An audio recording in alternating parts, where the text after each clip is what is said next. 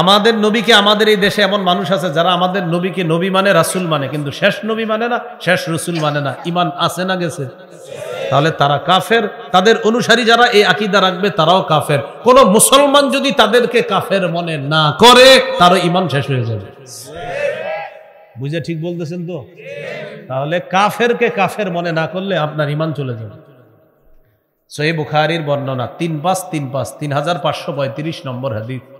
ক্বালা রাসূলুল্লাহ সাল্লাল্লাহু আলাইহি ওয়াসাল্লাম, নবীজি বলেন, ইন্না মাসালি ওয়া মাসালাল আমবিয়াই মিন ক্বাবলি কামাসালি রাজুলিন বানা বাইতান ফাআহসানাহু ওয়া আজমালাহু ইল্লা মাওদিআ লাবিনাতিন ফি জাবিয়া। নবীজি বলেন, আমার পূর্ববর্তী নবীদের দৃষ্টান্ত হলো এমন এক ব্যক্তির মতো, যে ব্যক্তি একটি ঘর বানিয়েছে, সেটা একটা ঘরটা সুন্দরভাবে সাজিয়েছে। ইল্লা মাউদিআ লাবিনাতিন ফি জাবিয়া, ঘরের কোন একটা ইটের জায়গা পরিমাণ ফাঁকা আছে। এখন আপনারা বলেন, ঘর কি সমাপ্ত না অসমাপ্ত?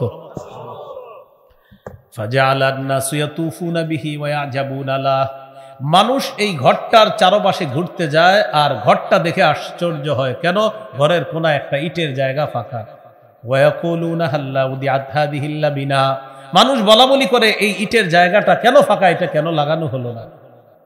নবীজি বলেন, আনাল লাবিনা আনা খাতামুন নাবিয়্যিনা লা নাবিয়্যা বাদি। শোনো তোমরা, আদম থেকে ঈসা নবী পর্যন্ত নবুয়তের ঘর আল্লাহ সাজিয়েছেন, একজন নবী আসা বাকি ছিল, সেটা আমি। ওই ঘরের কোনায় যে ইটের জায়গা ফাঁকা, আমি মুহাম্মদ সাল্লাল্লাহু আলাইহি সাল্লাম সেই ইট, আমার মাধ্যমে আল্লাহ তাআলা ইটের জায়গা তথা নবুয়তের ফাঁকা জায়গাটা পূরণ করে নবুয়ত নামক ঘরের সৌন্দর্যের সমাপ্ত আল্লাহ করে দিয়েছেন।